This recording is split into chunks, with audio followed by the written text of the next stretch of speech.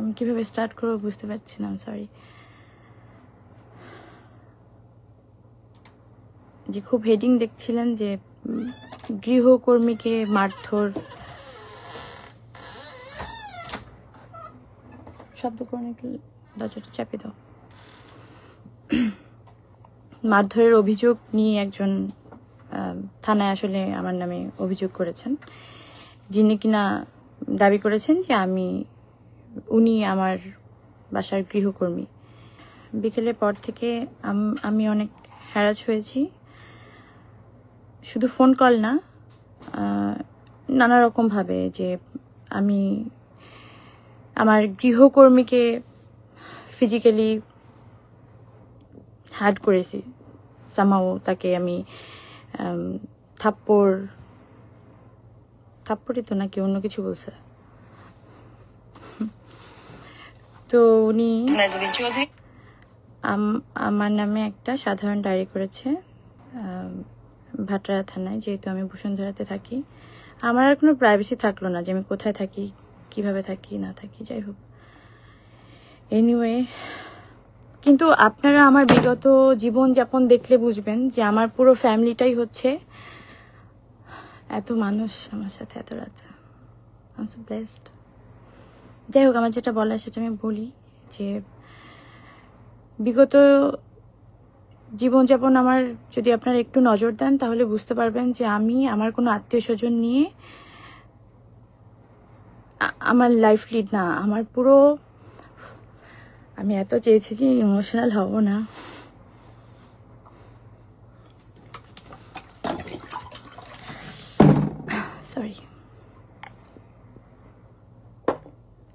Sorry. তো আমার পুরো পরিবারটাই হচ্ছে আমার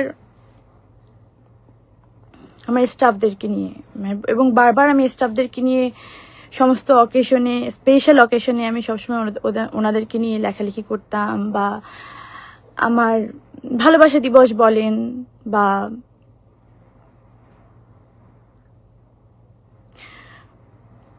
মাদার্স ডে, ফাদার্স ডে, যাই বলেন না কেন, আমি কিন্তু ওনাদেরকে নিয়েই লিখতাম, কারণ ওনারাই আমার পরিবার, ওনাদেরকে নিয়েই আমি থাকি।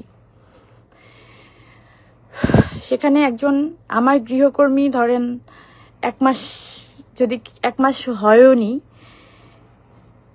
সে যদি আমার গৃহকর্মী দাবি করে, ঠিক আছে, তার দিক থেকে করতেই পারে, কিন্তু আমি বলবো সে আমার গৃহকর্মী না। আচ্ছা, এইগুলো তো আসলে অনেক পরে আসবে, কে আমি তার অভিযোগ, সেটাতে আমি আসলে মতামত দেব অথবা না দেব। যেহেতু একটা কমপ্লেন করা হয়েছে থানার মাধ্যমে, তো সেটা তো আইনি ব্যবস্থা, আইনি প্রক্রিয়ায় চলে গেছে, সেটা তো আইনি প্রক্রিয়ার মাধ্যমেই সমাধান হওয়াটা খুব বেশি, একটুখানি আমরা কি ওয়েট করতে পারতাম না? যারা মিডিয়া কর্মী ছিলাম, তারা যে মেন্টাল টর্চারটা আমাকে আজকে দিল, যেভাবে ফলাও করে ওই নিউজটা করা হলো, যেভাবে প্রত্যেকটা তার ইন্টারভিউ করা হলো, তার মানে কি এটা আমরা কি প্রিভিলেজ দিচ্ছি না আমরা মিডিয়া কর্মী হয়ে, যে কেউ যার বিরুদ্ধে যেভাবে সাধারণ জিডি করলেই সাথে সাথে এটা জাস্টিফাই হয়ে যাবে? আপনারা কথা বললে আসলে কিন্তু এটা জাস্টিফাই হয়ে যায়, আপনারা যেভাবে কথা বলেন, মানে যেভাবে কথা বলেছেন আজকে সারা দিন। ইভেন আমি এই লাইফটাতে কখনোই এভাবে হয়তো আসতাম না। আমি যদি দেখাই, আপনারা যদি একটু সার্চ করেন, প্রথম আলোর মতো, আমি নামই নেই, প্রথম আলোর মতো একটা স্টাবলিশড, আমি খুবই আশাহত, আমি জানি না, আপনারা একটু সার্চ করে দেখবেন যারা এই লাইভটা দেখছেন বা পরবর্তীতে দেখবেন, তারা কিভাবে রাত 12টার সময় বা 12টা বাজার একটু আগে তারা একটা নিউজ করে, এবং দেশ টিভির মতো একটা এত বড় প্রমিনেন্ট একটা নিউজ চ্যানেল, তারা ওই মেয়ের ভয়েস সহকারে একটা নিউজ করে, এবং সেটা পুরো বাংলাদেশ দেখে, এবং আপনারা সবাই আমাকে চেনেন। তাতে কতটুকু আমি ছোট হয়েছি বা বড় হয়েছি তা না, আমি যদি অন্যায় করি ডেফিনেটলি আমার শাস্তি পাওয়া উচিত, আমি পাবো, আমি শাস্তি পাওয়ার ওই জায়গাটা রাখি। কিন্তু একটা সাধারণ ডায়েরি থেকে কিভাবে আপনি একটা অভিযোগ করতেই পারেন, যে কেউ একটা অভিযোগ করতেই পারে, সেটা প্রমাণিত হওয়ার আগে আপনি কাউকে দোষী সাব্যস্ত করতে পারেন। কিন্তু যেভাবে আজকে পুরো মিডিয়া আমাকে দোষী সাব্যস্ত করে আমার দিকে আঙুল তুলে যেভাবে নিউজ করেছে, আপনারা একটু যদি খেয়াল করেন, আমি একটু আগে আমার বড় ছেলেকে ঘুম পাড়াচ্ছিলাম, 1 ঘন্টা আগে নিউজ, পরিমণির বিরুদ্ধে গৃহকর্মী নির্যাতনের অভিযোগ, যা বলেছে পুলিশ, পুলিশ যা বলছে। তো পুলিশ যা বলছে সেটার কিন্তু কোনো বলাবলি নেই। পুলিশ বলছে ওই 1 লাইন নিচে 1 লাইন দিয়ে দিল, কিন্তু পুরো নিউজের মধ্যে দেখবেন ওই মেয়েকে কি বলেছে, পুরো ডেসক্রিপশনে ওই মেয়ের পুরো বক্তব্য এমনভাবে ফলাও করে প্রচার করা হলো, যাতে যেমনভাবে আমি একদম দোষী সাব্যস্ত হয়েই গেছি। তো এই মিডিয়া ট্রায়াল কবে বন্ধ হবে বা কেন হচ্ছে? আমি যখন জেলে গেলাম, যখন আমাকে একটা মিথ্যা অভিযোগে আমাকে অ্যারেস্ট করা হলো, তখনও যেভাবে 1 মাস ধরে 7 দিন রিমান্ড আর 20 দিন জেল, তো রিমান্ডের কথা বাদই দিলাম, সেটা কি হচ্ছে আপনারা সবাই জানেন। এই 27 দিন ধরে অন্য কোনো নিউজের কি কোনো বালাই ছিল? অন্য কোনো নিউজের কোনো কাটতে ছিল না, শুধু আমার এই নিউজটা। আজকে পরিমণি কি খেলেন, কোথায় ঘুমালেন, কম্বল দেওয়া হলো কিনা, তাকে কোন থালায় খাবার দেওয়া হলো, মানে এত নোংরাভাবে নিউজগুলো ফলাও করা হচ্ছিল, যাতে সাধারণ আমজনতা, সাধারণ পাবলিকের মধ্যে একটা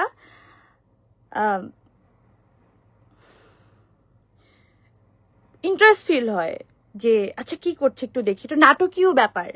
তো এটা আসলে তো ধরেন এটা তো আমার লাইফ, নিজের লাইফ, তো একটা লাইফ তো আসলে নাটক হতে পারে না, একটা সিনেমা হতে পারে না, একটা রিলের জীবনযাপন হতে পারে না। তো আমি তো 10টা মানুষের মতো একটা মানুষ। তো যেটা আইনি প্রক্রিয়ায় উনি এখনো কিন্তু আমি এই এতক্ষণ ধরে লাইভ করলাম, এখন অবধি কিন্তু কোনো অভিযোগের বিরুদ্ধে কোনো কথা বলিনি যে এটা উনি রং বলেছেন, এটা রাইট বলেছেন, আমি কিন্তু কিছুই বলিনি, এখন অবধি বলিনি। কারণ আমি আইনের উপরে আস্থাটা রাখতে চাই বা আস্থা রেখে এসেছি বা এখনো পাচ্ছি। প্রথম আলো যে নিউজটা করেছে, আমি যদি একটু ক্লিক করি, তার মধ্যেই দেখেন, আপনারা একটু নিজেরাই দেখে নিয়েন, আমি লাইভে এত সময় নিব না হয়তো।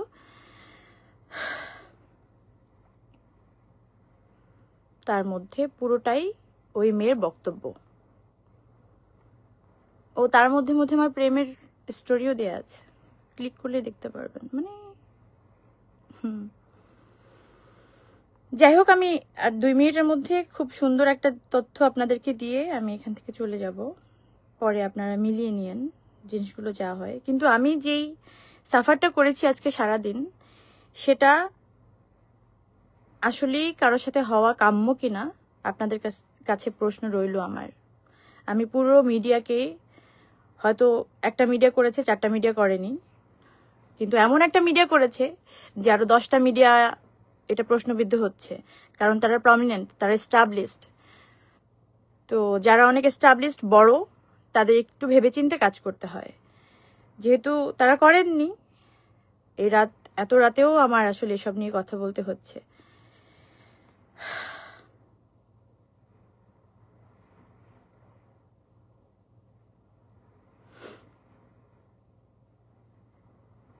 আচ্ছা, পুরো কনভারসেশনে, পুরো লেখার মধ্যে আমি কি করে আপনাদেরকে দেখাই বলেন তো? আমি তো এত স্মার্ট না আসলে মানে এইসব বিষয়ে।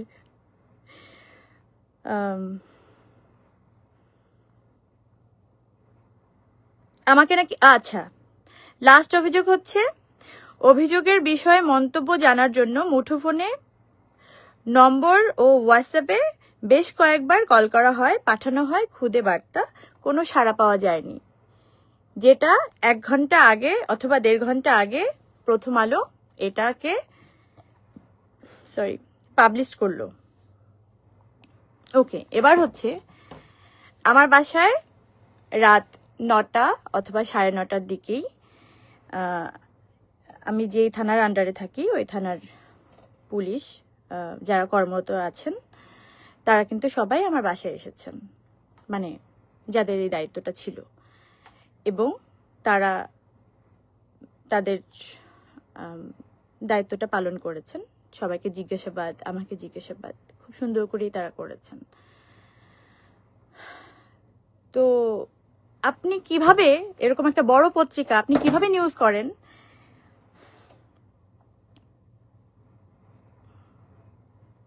আপনি সন্ধ্যার সময় করতে পারতেন, রাতে করতে পারতেন। আপনি রাত 12টার সময় কিভাবে এই নিউজটা করেন যে তাদের সাথে আমার কোনো কথা হয়নি বা কোনো কনভারসেশন হয়নি? আমি তো আমার বাসায়, আমি কি পালিয়ে গেছি? আমি কোনো অপরাধ করেছিলাম? এখনো কিন্তু আমি এই কথাগুলো কেন আসছে আমি জানি না। মানে ধরেন এগুলো আপনারা আমাকে বাধ্য করেছেন। এগুলো কিন্তু আমি কোনো আইনি ভাবে কথা বলতে পারি না এগুলো নিয়ে, যেহেতু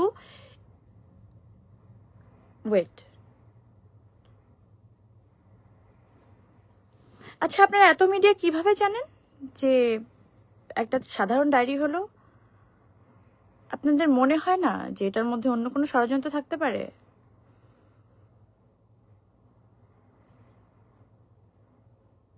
মানে একবারও কেন মনে হলো না আপনাদের?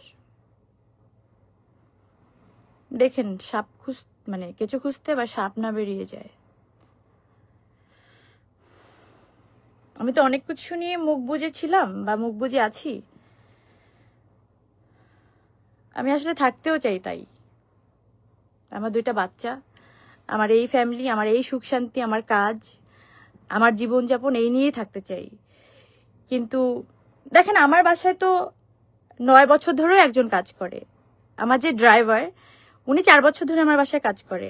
তার আগের ড্রাইভার ছিল 5 বছর, তো 4.5 বছর। তো এরকম বহুত মানুষ আমার বাসায় বছরের পর বছর কাজ করে। কই, তারা তো কোনো অভিযোগ করলো না।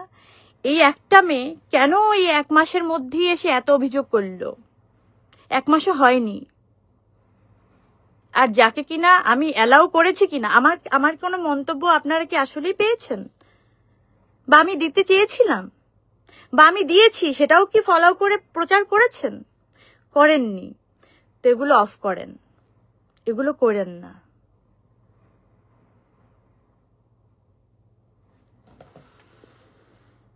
আপনাদের সুন্দর একটা জিনিস শোনাই।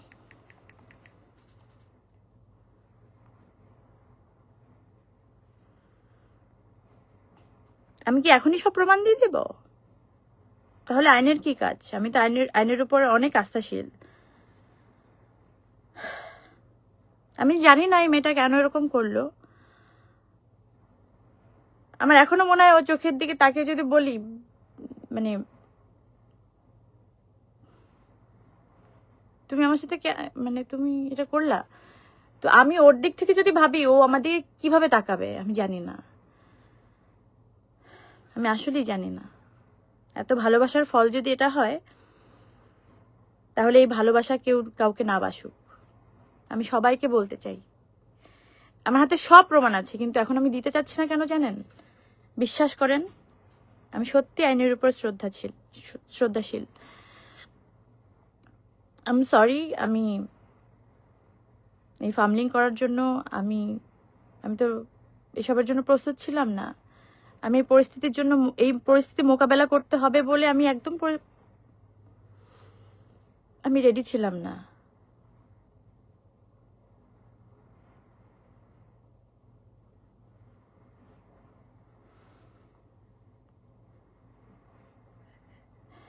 এত মিডিয়া ট্রায়াল বন্ধ করে দেন।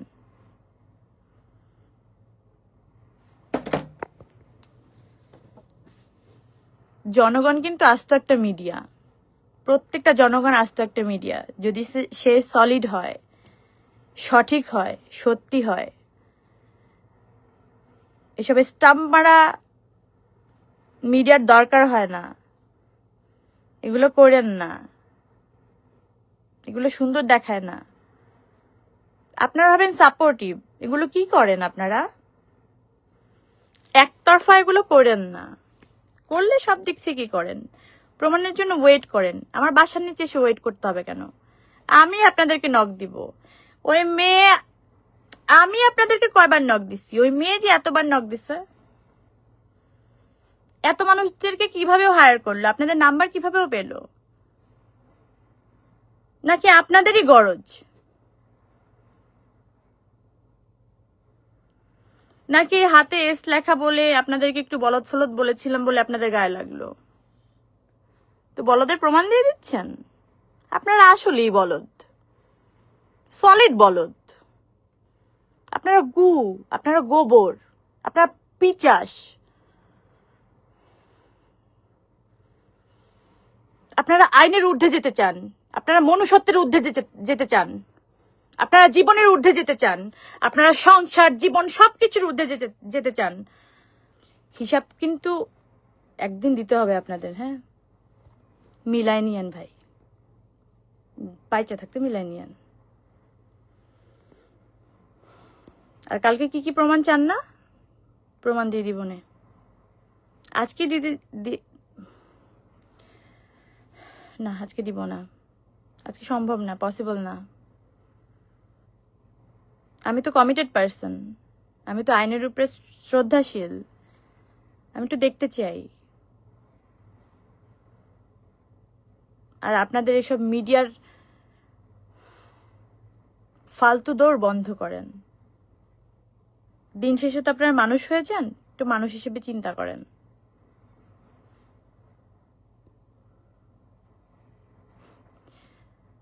আমার পুরো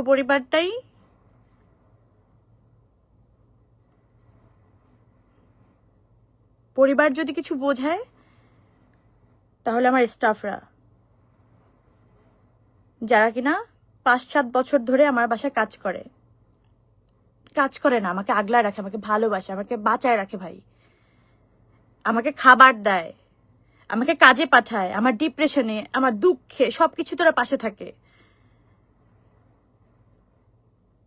তো যাকে স্টাফ বলবেন, গৃহকর্মী বলবেন, বা জীবনের ওই মানুষটাকে বলবেন, ওই মানুষটার হিসেবে প্রাধান্য দিবেন, তাকে একটু হিসাব করে বললেন, দিন হিসাব করে বললেন।